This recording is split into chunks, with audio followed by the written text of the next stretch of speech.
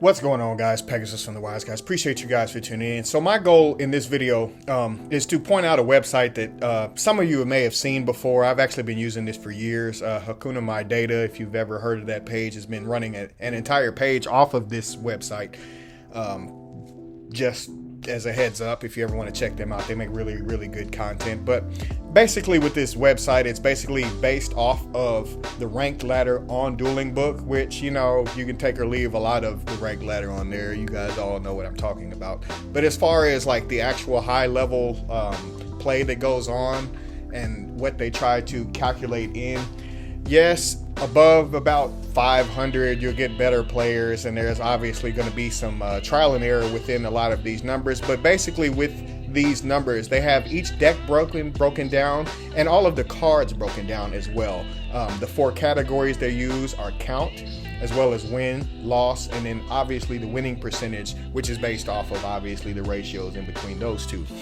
You also have match cards, which would help you to understand what cards are actually winning, whether that be winning percentage, whether that be count, how many of the cards are being used within this last week. And usually the time frame that these are registering on usually start at a specific time. I believe this one is from the end of February up until now. I could be mistaken, but obviously each category can help you to break down specific cards. Now, how I use this website is I try to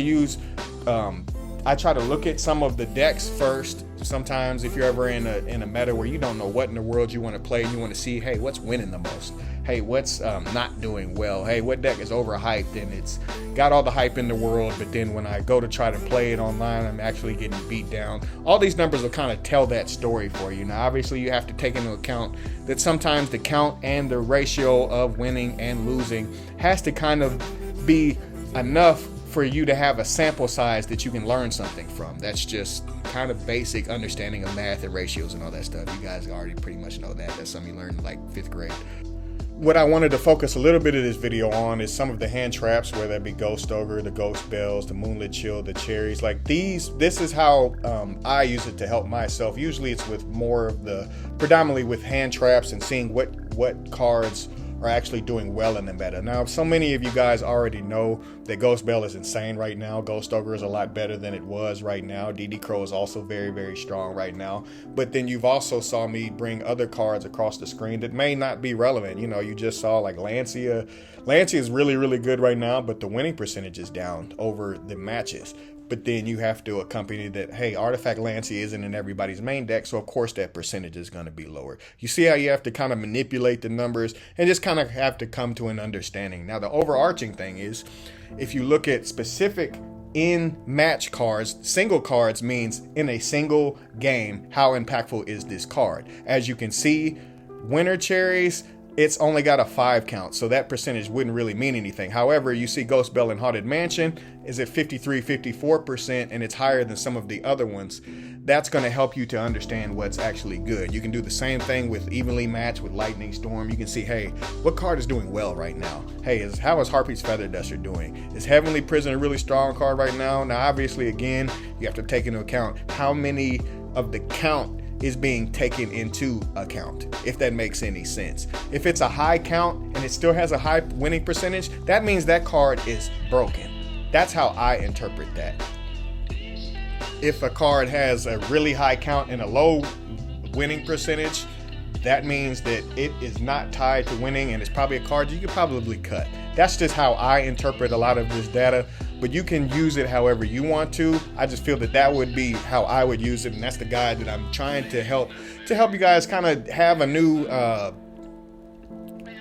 bevy of information, source of information that you can come and kind of see, hey, what cards are doing well right now. Now, obviously, you have to take into account human error. Yes, there are plenty. Yes, I'll say that. I don't mean to be rude, but we all know that. There are plenty of bad Dueling Book players. We all know that, right? But you have to take into account winning, losing, count, wins, and losses. You can't count specific stuff with the low numbers, obviously, just because it's not enough of a sample size, as I said before.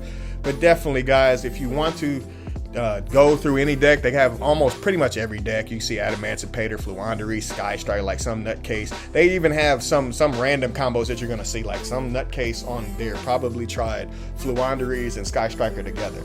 I don't know who in the world tried that. Maybe they tried to engage or something. Like, I don't know what in the world they were trying, but that's what I mean. As you can see at the top, the data reset is from 2022.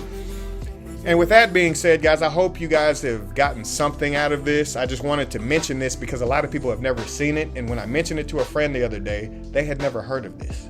So I hope you can use these numbers, use these counts, use the winning and loss percentage, and seeing how the match cards and single cards and how they all interact with each other versus your opponent. Are they actually going to win?